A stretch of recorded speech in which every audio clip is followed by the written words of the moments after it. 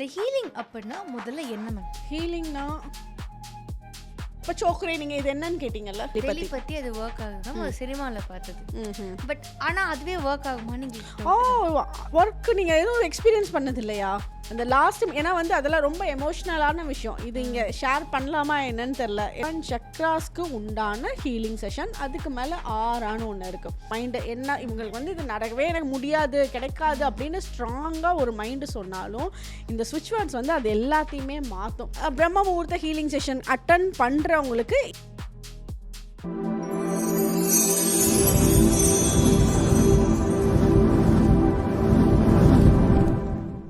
So ma'am, last episode நம்ம சொல்கிற மாதிரியே இப்போ வந்து ஹீலிங் பற்றி நம்ம பேச போகிறோம்.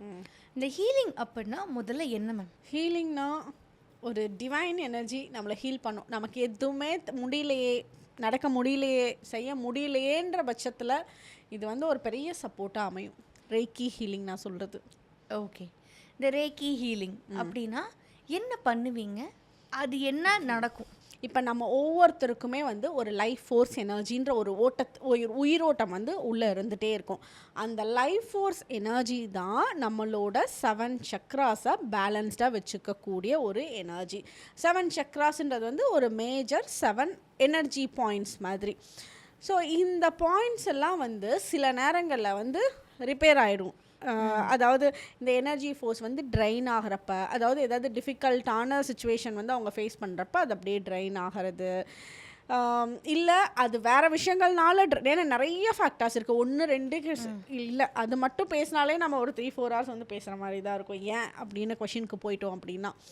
ஸோ அப்போ அந்த எனர்ஜி ஃபேக்டர் வந்து ஏதாவது வந்து டேமேஜ் ஆகுது அப்படின்னு வச்சுக்கோங்களேன். இப்போ சோலார் பிளெக்ஸஸ் சக்ரா அப்பர் அப்டமனில் இருக்குது.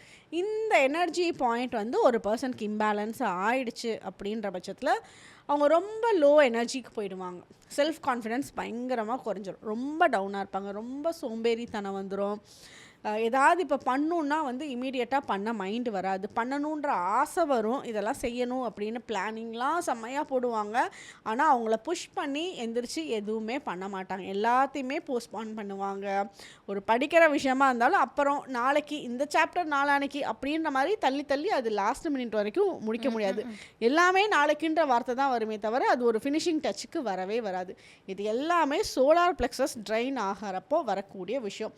ஸோ இந்த மாதிரி நடக்கிறப்போ அவங்க பிஸ்னஸ் பண்ணாலும் சரி, வேலைக்கு போனாலும் சரி, அந்த இடத்துல வந்து இவங்களோட எனர்ஜி டவுன் ஆகிடும். அப்போ ஏர்னிங் கெப்பாசிட்டிலையும் அது இம்பேக்ட் ஆக ஆரம்பிச்சிடும். ஸோ இது சோலார் பிளெக்ஸஸ் சக்ரா. இந்த எனர்ஜி பாயிண்ட் டவுனாக இருக்குன்ற பட்சத்தில் நம்ம ரேக்கி ஹீலிங்கை அந்த சக்ராவுக்கு பண்ணுறோம் அப்படின்றப்போ அந்த சக்ரா ஆக்டிவேட் ஆகும். அது வந்து ரேக்கி ஹீலிங்கிறப்போ அதில் சிம்பிள்ஸ் இருக்குது. இப்போ சோக்ரே நீங்கள் இது என்னன்னு கேட்டிங்கல்ல, இது சோக்ரே, இது ஒரு சிம்பிள். இது கூட இன்னும் சில சிம்பிள்ஸ் எல்லாம் இருக்குது.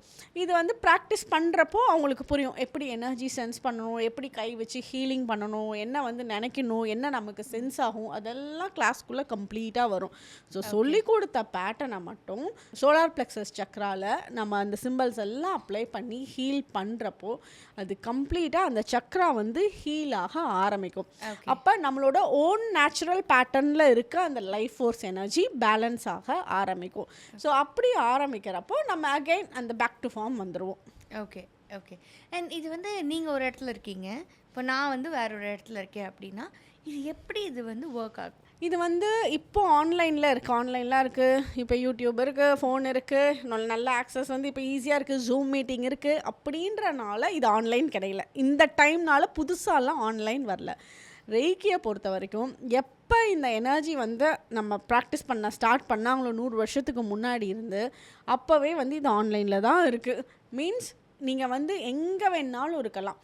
இதுக்கு சில சிம்பிள்ஸ் இருக்குது. அந்த சிம்பிள்ஸை போட்டு ஒரு பர்சன் கூட கனெக்ட் ஆகிறப்போ அந்த எனர்ஜியை சென்ஸ் பண்ண ஆரம்பிப்பாங்க. இப்போ ஃபோனே இல்லை, எதுவுமே இல்லை, இத்தனை மணிக்கு நான் உனக்கு ஹீலிங் கொடுக்குறேன் அப்படின்னா அத்தனை மணிக்கு அவங்க படுத்து அந்த எனர்ஜியை சென்ஸ் பண்ண ஆரம்பித்தாங்கன்னா பயங்கரமாக இப்போ நேரில் நீங்கள் இருந்து என்ன சென்ஸ் பண்ணுறீங்களோ அதே சேம் எனர்ஜி வைப்ரேஷன்ஸை தூரத்தில் இருக்கவங்க எந்த கான்டாக்டுமே இல்லாமல், ஃபோன் இல்லை, எதுவுமே இல்லாமல் சென்ஸ் பண்ணுவாங்க சேம் டைமிங்கில்.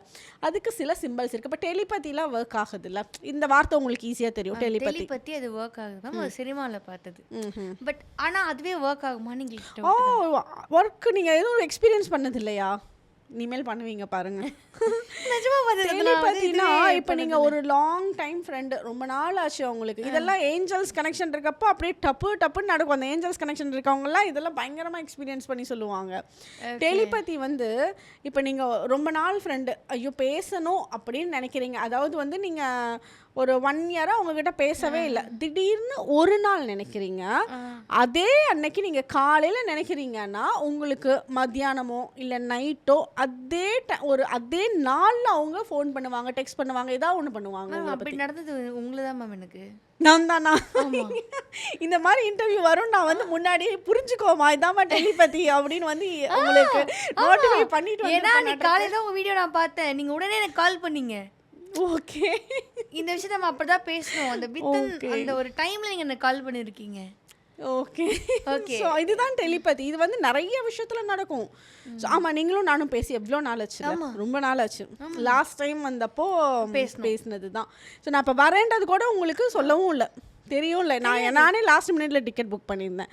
ஸோ இப்போ வந்து நீங்கள் கரெக்டாக நான் வந்திருக்கேன்ற டைமில் நீங்கள் என்ன நினச்சிருக்கீங்க, உங்கள் சர்க்கிள்குள்ளே நான் வந்துட்டேன், நீங்கள் என்ன நினச்சிட்டீங்க. ஆமாம். ஸோ உங்களுக்கு அந்த டெலிபதி ஒர்க் ஆகிருக்கு. இதுதான், இது நமக்கு நிறைய நடக்க ஆரம்பிக்கும். நம்மளோட அந்த ஏஞ்சல் கனெக்ஷன்ஸ்லாம் சொல்லுவோம்ல, இப்போ ஏஞ்சல் தெரப்பி கிளாஸ் இருந்துச்சு, அதில் அந்த 10 நாள் வந்து அவங்க சொல்கிற விஷயங்களை கேட்கறதுக்கு டைம் இல்லை, அந்த அளவுக்கு அந்த கனெக்ஷன்ஸ் பயங்கர ஸ்ட்ராங் ஆக ஆரம்பிச்சிருச்சு. ஓகே. ஆனால் அதே மாதிரி வந்து நான் ஸ்கூல் படிக்கும் போது என்னோட டியூஷன் சார் வந்து இந்த ஹீலிங்லாம் பண்ணுவார். ஏதோ இந்த தண்ணி இதெல்லாம் வச்சுக்கிட்டு அதெல்லாம் வச்சு ஹீலிங் பண்ணுவார். என்ன டைப் ஆஃப் ஹீலிங் நீங்கள் கற்றுக் கொடுக்க போகிறீங்க நம்மளோட இந்த ஏர்லி மார்னிங் இதில் வந்து என்ன கற்றுக் கொடுக்க போகிறீங்க? பிரம்ம முகூர்த்த மெடிடேஷனை பற்றி நீங்கள் கேட்குறீங்க, ஏர்லி மார்னிங் பண்ணுறது. ஜெனரலாகவே நம்ம என்ன நீங்கள் சொல்லி கொடுப்பீங்க, ஓகே, அண்ட் பிரம்ம முகூர்த்தத்தில் நம்ம என்ன கற்றுக்க போகிறோம், ரெண்டுமே. ஓகே, நான் வந்து சொல்லி கொடுக்கறது ரெய்கி ஹீலிங். அது வந்து மந்த்லி கிளாஸஸ் இருக்கும், அது ஆன்லைனில் தான், ஜூம் காலில். இப்போ எந்த ஊரில் எந்த கண்ட்ரியில் இருந்தாலும் அந்த எனர்ஜியாக அந்த 3 கிளாஸ்லேயே வந்து அவங்க ஃபுல்லாக சென்ஸ் பண்ணிடுவாங்க. சென்ஸ் பண்ணிட்டு தான் மன திருப்தியோடு வந்து கான்ஃபிடென்ட்டாக போய் ஹீலிங் பண்ண போவாங்க. ஏன்னா நான் அங்கேயே ஹீலிங் கொடுத்து அவங்களுக்கு சென்ஸும் பண்ண வச்சுருவேன், எல்லாருமே பண்ணுவாங்க. அது வந்து ஹீலிங் சொல்லி கொடுக்கறது. நான் வந்து அவங்களுக்கு கற்றுக் கொடுக்கறது, அவங்க கற்றுக்கிட்டு அவங்களே செல்ஃப் ஹீலிங் பண்ண ஸ்டார்ட் பண்ணுவாங்க. ஓகே, அது லெவல் 1ல். இதே அவங்க லெவல் 1 முடிச்சுட்டு தான் லெவல் 2க்கு போகணும். அந்த லெவல் 2க்கு போகிறப்ப அவங்களோட ஃபேமிலி மெம்பர்ஸை ஹீல் பண்ணலாம். வீட்டுக்கு ஹீல் பண்ணலாம், குழந்தைங்களுக்கு, பெரியவங்களுக்கு சாப்பாடு, தண்ணி, பிஸ்னஸ்ஸு, அவங்க பண்ணுற வேலை, ப்ரமோஷன், எதுக்காக இருந்தாலும் நம்மளை மீறி அடுத்த விஷயத்துக்கு ஹீல் பண்ணுறது லெவல் 2ல் நமக்கு வந்துடும். ஸோ இதை ப்ராப்பராக ப்ராக்டிஸ் பண்ணாலே வந்து பெரிய சேஞ்சஸ் அவங்கள சுற்றி பார்ப்பாங்க. நான் இதை தான் வந்து பண்ணுங்க அப்படின்னு சொல்கிறது. ஏன்னா ஒரு வீட்டுக்குள்ளே ஒருத்தவங்க கற்றுட்டு பண்ணாங்கன்னு வச்சுக்கோங்களேன், அந்த வீட்டில் இருக்க எல்லாருக்குமே அது எவ்வளோ பெரிய சப்போர்ட்டாக இருக்கும். ஸோ இது மித்தபடி வந்து அது பண்ண முடியாத சுச்சுவேஷனில் சிலர் வந்து ரொம்ப டவுனாக இருப்பாங்க, ரொம்ப சூசைட்டிக்கல் தாட்ஸ் எல்லாம் நிறைய வரும். அப்போ வந்து ஹீலிங் பண்ணுங்கன்னா அவங்களெல்லாம் பண்ணவே முடியாது, நிறைய பிரச்சனைகள் இருக்கப்போ மைண்டு வந்து அதுக்குள்ளே ஃபோக்கஸ் பண்ண முடியாது அவங்களால. அந்த மாதிரி டைமிங்கில் நான் ஹீலிங் செஷன்ஸ் கொடுப்பேன். ஸோ அந்த தாட்ஸ் வந்து ரொம்ப சேஞ்ச் ஆகும், மைண்டு சாந்தமாகும், ஒரு கிளாரிட்டி வரும், என்ன பண்ணலான்னு. இந்த மாதிரி தாட்ஸ் இருக்க நிறைய பேர் லாஸ்ட் மினிட்ல வந்து ரீச் பண்ணி, நான் வந்து என்னோட சக்ஸஸ், என்னோட ஒவ்வொருத்தவங்களுக்கும் அந்த வேலையில் வந்து ஒரு சாட்டிஸ்ஃபேக்ஷன் இருக்கும்ல, அந்த சாட்டிஸ்ஃபேக்ஷன் வந்து இந்த மாதிரி விஷயத்தில் தான் எனக்கு கிடைக்கும். அதுதான் கிடைச்சிருக்கு எனக்கு. அது அந்த லாஸ்ட், ஏன்னா வந்து அதெல்லாம் ரொம்ப எமோஷ்னலான விஷயம். இது இங்கே ஷேர் பண்ணலாமா என்னன்னு தெரில. ஏன்னா அவங்களோட இதெல்லாம் வந்து ஒருத்தர் 2 பேர்லாம் இல்லை, நிறைய பேர் அந்த லாஸ்ட் மினிட்ல வந்து எதுவுமே எனக்கு லைஃப்பில் ஒன்றுமே இனிமேல் கிடைக்காது, எனக்கு போதும் லைஃபே அப்படின்ட்டு லாஸ்ட் மினிட்ல என்னமோ பேசி பார்க்கலாமேன்னு ஒரு ஹோப்லெஸ்ஸாக தான் வருவாங்க. அப்போ அந்த டைமில் ஹீலிங் வந்து சப்போர்ட் பண்ணும், ரொம்ப நல்லா சப்போர்ட் பண்ணும். ஸோ அது எனக்கு ரொம்ப பிடிச்ச விஷயமா நிறைய அதுதான் இருக்குது. ஓகே, நம்மளோட அந்த பிரம்ம முகூர்த்த ஹீலிங் அதுதான் வந்து இப்போ மக்கள் வந்து உங்ககிட்ட வந்து கற்றுக்க போகிறதுக்காக வர போகிறாங்க. ஸோ அதில் என்ன மாதிரியான விஷயங்கள் இருக்க போகுது, நம்ம என்னெல்லாம் வந்து கற்றுக்க போகிறோம், எப்படிலாம் நம்ம லைஃப் அதை சேஞ்ச் பண்ண போகும். ஓகே, இப்போ எவ்ரி மந்த்து 1ஆம் தேதி மட்டும் காலையில் பிரம்மமுகூர்த்த ஹீலிங் செஷன் கொடுக்குறேன். அது வந்து டெய்லியும் கொடுக்க முடியாது. டெய்லியும் நான் அன்றைக்கி சொல்லி கொடுக்குறது அவங்க டெய்லியும் பண்ணாங்கன்னா அவங்களோட லைஃப் சக்ஸஸை வந்து அவங்களோட கையில் கொடுக்க தான் முடியும். நம்ம ஒரு புஷ் பண்ணலாம். ஸோ அந்த புஷ்ஷை வந்து கேட்ச் பண்ணிடணும் அவங்க. ஸோ அந்த பிரம்மமுகூர்த்த ஹீலிங் செஷனில் ஹீலிங் கொடுக்கறது என்னோட வேலை. அவங்களுக்கு வேறு எதுவும் ரிசீவிங் மோடில் எனக்கு வேணும் அப்படின்னு வந்து இருந்தாங்கன்னா போதும் அந்த ஹீலிங் எனர்ஜியை வந்து நான் கொடுப்பேன். அது வந்து கம்ப்ளீட்டாக இப்போ 7 சக்ராஸ் சொன்னல, அது பேலன்ஸ்டாக இருக்கணும்ன்ட்டு. அந்த 7 சக்ராஸ்க்கு உண்டான ஹீலிங் செஷன். அதுக்கு மேலே ஆறான்னு ஒன்று இருக்குது. நம்மளை சுற்றி நம்ம சுற்றி போட்டுக்கிறோம்ல சின்ன வயசுலேருந்து வீட்டில் சுற்றி போடுவாங்கள்ல, அப்படின்னு வச்சுக்கோங்களேன். ஈஸியான டேர்மில் சொன்னோன்னா சுற்றி போடுறது. அந்த சுற்றி போடுறது வந்து ரெய்கி மூலியமாக சில பேட்டர்ன் இருக்குது. அந்த ஆரா cleansing, Chakra cleansing, Chakra healing, இதெல்லாம் வந்து பிரம்ம முகூர்த்த ஹீலிங் செஷன் அட்டன் பண்ணுறவங்களுக்கு என்னோட ஒர்க் நான் கொடுக்கறது அவங்க ரிசீவ் பண்ணுறது. இது வந்து இதுக்கு மேலே வந்து அவங்களுக்கு சில பேட்டர்னும் அங்கே வச்சுருப்பேன். அதாவது சில மேனிஃபெஸ்டேஷன் டெக்னிக்ஸாக இருக்கலாம், லா ஆஃப் அட்ராக்ஷன் பேட்டர்ன்ஸாக இருக்கலாம். ஏன்னா வந்து ஸ்பெல்ஸ் தான் நிறைய ஸ்விட்ச் வேர்ட்ஸ் நம்ம சொல்கிறோம். ஸோ அந்த ஸ்விட்ச் வேர்ட்ஸ் என்ன பண்ணுன்னா நமக்கு வந்து ரொம்ப அழகாக இந்த NLP டெக்னிக்கில் ப்ரோக்ராமிங் பண்ணும் மைண்டு. என்ன இவங்களுக்கு வந்து இது நடக்கவே எனக்கு முடியாது, கிடைக்காது அப்படின்னு ஸ்ட்ராங்காக ஒரு மைண்டு சொன்னாலும் இந்த ஸ்விட்ச் வேர்ட்ஸ் வந்து அது எல்லாத்தையுமே மாற்றும். ஸோ எப்போவுமே வந்து நான் எல்லாத்துக்கும் சொல்லுது, டே 1 மாதம் 1ஆம் தேதி அன்னைக்கு காலையில் ரேபிட் ரேபிட் ரேபிட் சொல்லுங்கன்னு சொல்லுவேன். இது வந்து ஒரு ஸ்விட்ச் வேர்டு.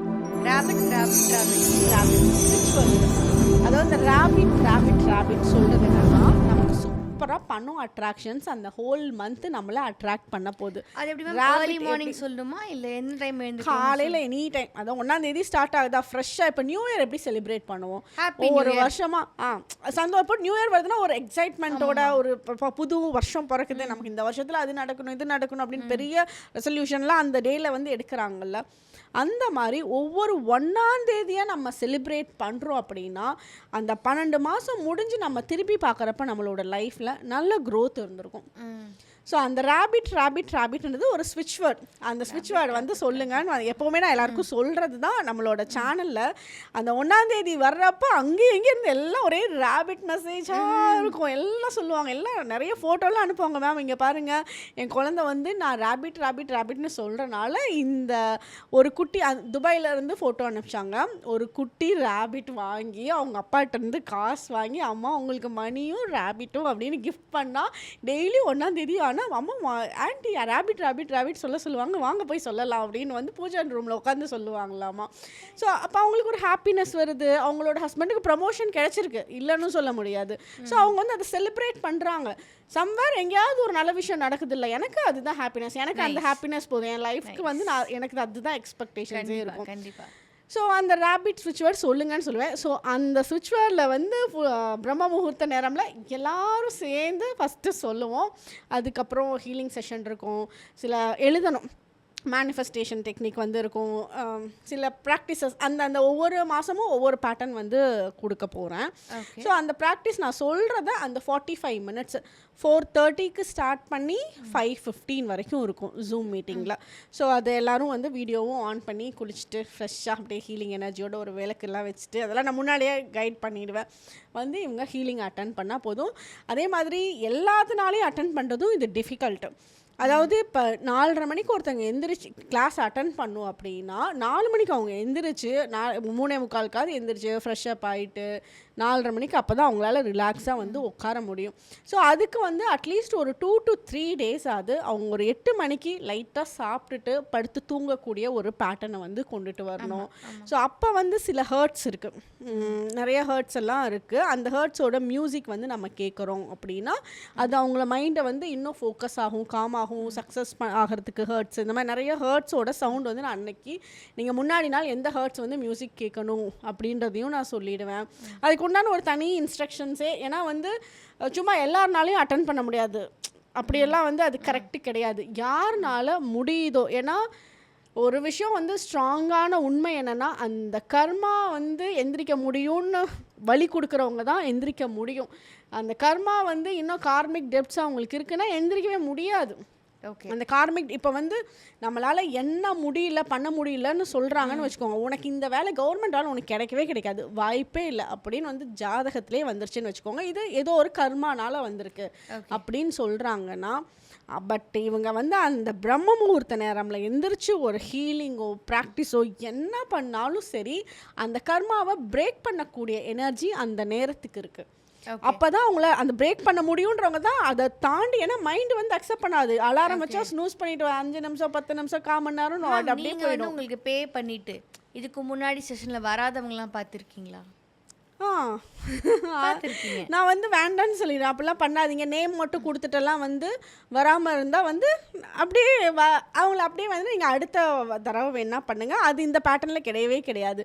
ஏன்னா நேம் கொடுத்துட்டு டேட் ஆஃப் பர்த்லாம் கொடுத்துட்டு ஜாலியாக நம்ம தூங்கிடலாம் அப்படின்றது இந்த பேட்டர்னில் இல்லை. இது வந்து யார் அட்டன் பண்ணுறாங்களோ அவங்க இருக்கணும் அந்த டைமில் வந்து உட்காந்து பண்ணணும். ஏன்னா ஹீலிங் மட்டும் இல்லை, இன்னும் நிறைய ப்ராக்டிசஸும் கூட இருக்குது.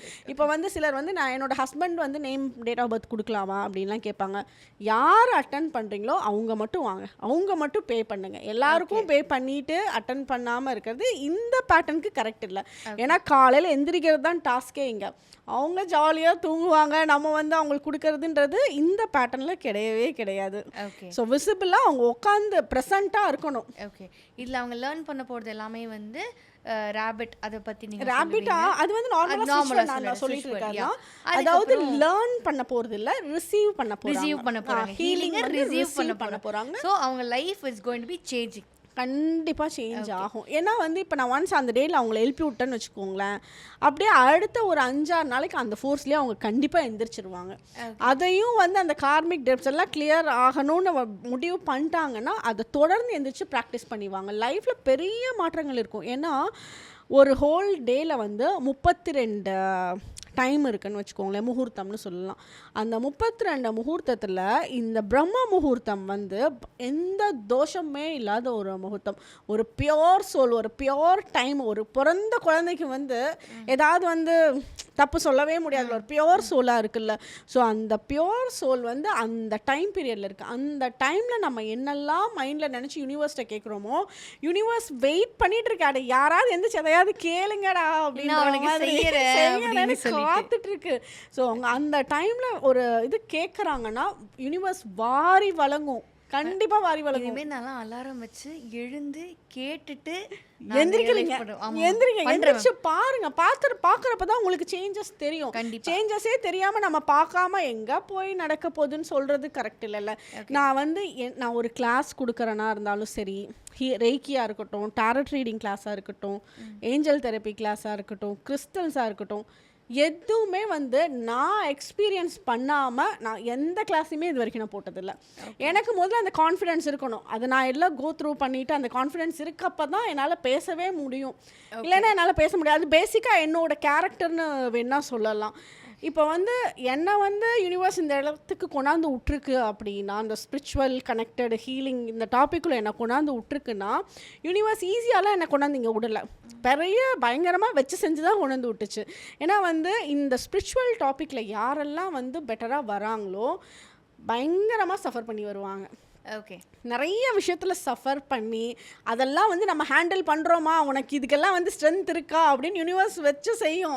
அப்புறம் வந்து ஓகே இந்த பீஸ் செலக்டட் கோ நீ போய் பண்ணு அப்படின்னு வந்து அனுப்பிச்சி விடும். ஸோ அதெல்லாம் வந்து யார் இந்த பேட்டர்னுக்குள்ளே வந்து இந்த நெக்ஸ்ட் லெவல் வர்றாங்களோ கண்டிப்பாக இந்த மாதிரி யூனிவர்ஸ் நமக்கெல்லாம் வந்து நிறைய எக்ஸ்பீரியன்ஸஸ் கொடுத்துட்ருக்கோம். அந்த எக்ஸ்பீரியன்ஸஸ் வந்து பல கான்ஃபிடென்ஸையும் நமக்கு கொடுக்கும். நைஸ். அண்ட் அதே மாதிரி இதுக்கு வந்து நீங்கள் சார்ஜஸ் வாங்குறீங்கல்ல, அது ஏன் நீங்கள் வாங்காமே பண்ணக்கூடாதா? பண்ணக்கூடவே கூடாது. யாரும் மதிக்க மாட்டாங்க, தேவையே இல்லை மதிக்காதவங்க. எனக்கு இப்போ வந்து நான் ஒரு ஹீலிங் செஷன் வைக்கிறேன்னு வச்சுக்கோங்களேன், இது full moon day healing session வந்து நான் ஃப்ரீயாக கொடுக்கணும்னு நினச்சேன் ஃபஸ்ட்டு. அது ஃப்ரீயாக கொடுக்குறப்ப நிறைய பேருக்கு அது வந்து ஹீலிங் கிடைக்கும், சேஞ்சஸ் பார்ப்பாங்கன்னு. பட் அது ஒரு 2 செஷன் தான் ஸ்டார்டிங்கில் ஃப்ரீயாக கொடுத்தேன். நிறைய வேடிக்கை பார்க்குற க்ரௌடெல்லாம் வந்துச்சு. என்னோட குரு வந்து என்னை திட்டினார், உன்னை யார் ஃபஸ்ட்டு இது, ஏன்னா எத்திக்ஸ்லேயே கிடையாது. நான் எத்திக்ஸை மீறி சரி கொடுத்தா வந்து சேஞ்ச் நல்லது தானே பண்ணுறோம் அப்படின்னு நினச்சி கொடுத்தேன். அது வந்து எனக்கு பயங்கரமாக இம்பேக்ட் ஆகிடுச்சு. எனக்கு அது ஒத்தே வரல. அதுக்கப்புறம் தான் முடிவு பண்ணி 111 rupees சார்ஜ் பண்ணேன். ஸோ 111 ரூபா, 111 rupeesன்றது வந்து இந்த காலத்தில் கொடுக்கக்கூடிய ஒரு அமௌண்ட். எனக்கு ஒன்று தேவைன்னா இந்த காசு கொடுக்கறதுல வந்து இருப்பாங்கல்ல. ஸோ நான் வந்து அதனால ஃபிக்ஸ் பண்ணி செலக்டடான பீப்புள் மட்டும்தான் இங்கே வரணும். ஸோ யாருக்கு ஒரு தேவை இருக்கோ அந்த தேவை இருக்கிறப்போ காசை கொடுத்துருவாங்க அப்படின்னு தான் இந்த செஷனில் வந்து 111 ரூபா வச்சேன். அப்போ இப்போ நிறைய பேர் அந்த ஹீலிங் செஷன் அட்டன் பண்ணுவாங்க. நாங்கள் அந்த அன்னைக்கு வந்து எனக்கு வர்ற அமௌண்ட்டில் வந்து அன்னதானங்கள்லாம் அந்த அன்னைக்கு சிறப்பாக பண்ணுவோம். ஸோ அவங்களுக்கு வந்து ஒரு கல்ல 2 மாங்காய் மாதிரி பண்ணிடலாம். ஸோ ஹீலிங்கும் ரிசீவ் பண்ணுவாங்க. அவங்களோட காசு வந்து சில இடங்களில் வந்து நல்ல விஷயங்களுக்காக போகுது. நம்ம காசு நம்மளோட கையிலேருந்து போகிறப்ப நம்ம சந்தோஷமாக கொடுத்தோன்னு வச்சுக்கோங்களேன், பல மடங்காக திரும்பி நமக்கு வரும். நம்ம மைண்டில் ஐயோ இதை கொடுக்கலாமா வேண்டாமா அப்படின்றப்போ அது ஆட்டோமேட்டிக்காக இன்னும் கொஞ்சம் சேர்த்து இழுத்துட்டு போயிடும் நம்மக்கிட்ட இருந்து. ஸோ அதனால தான் அந்த 111 ருபீஸ் அங்கே. மித்தபடி ரெய்க்கிக்கும் சரி எத்திக்ஸ் இருக்குது. ஏன்னா வந்து இவங்க மணி வந்து ஒரு எனர்ஜி தான் என்னை பொறுத்த வரைக்கும். ரெய்க்கி கற்றுக்கணும்னு நினச்சிட்டாங்கன்னா எங்கே இருந்தாலும் அந்த பணம் அவங்க கையில் வரும், எப்படியா இருந்தாலும் வரும். அந்த எனர்ஜி வந்து அவங்க வேணும்னா சும்மா இதை நம்ம சொல்லி கொடுக்குறாங்களாமா ஏதோ இதுக்காமா அப்படின்றவங்களுக்கு வந்து அது ஜாயினே பண்ண முடியாது. அந்த பிராப்தம் இருக்கிறவங்க வரட்டும்.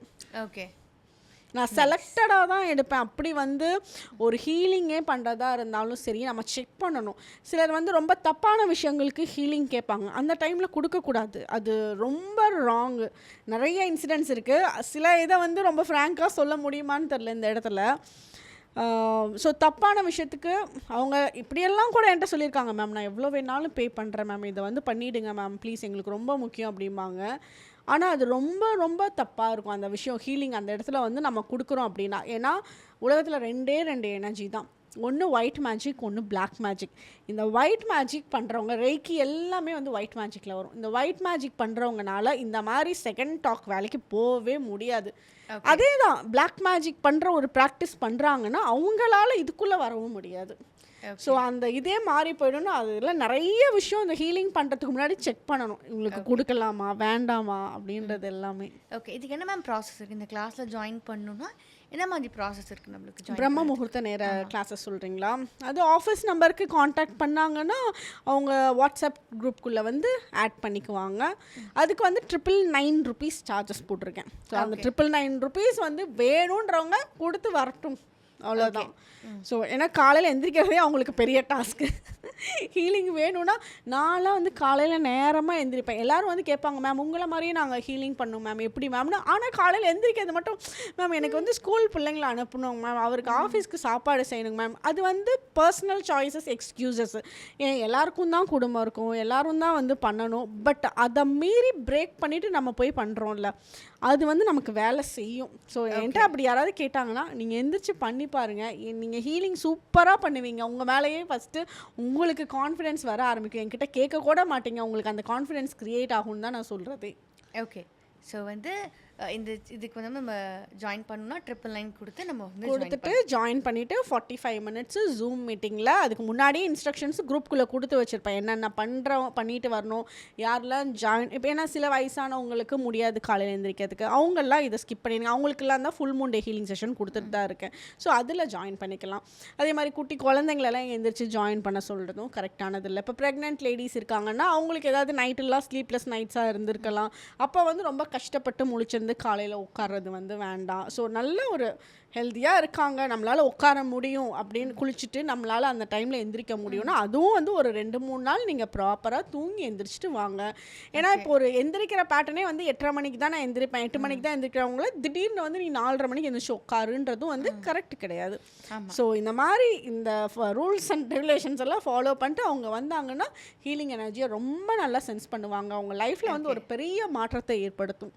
இது வந்து என்கிட்ட நிறைய பேர் பிரம்ம முகூர்த்த வேலையில் வேணும்னு அது கொஞ்சம் வருஷமாக கேட்டாங்க. அரௌண்ட் 4-5 இயர்ஸாக இந்த விஷயம் போயிட்டே தான் இருக்குது. நான் தான் வந்து அது என்னோட பர்சனல் டைமாக நான் வச்சுருக்கேன். பிரம்ம முகூர்த்த வேலையில் வந்து வேறு எதுவுமே பண்ண மாட்டேன், எனக்கு மட்டுமே என்னோட செல்ஃப் ஹீலிங் என்னோட பேட்டர்னுக்குள்ளே தான் இருப்பேன்.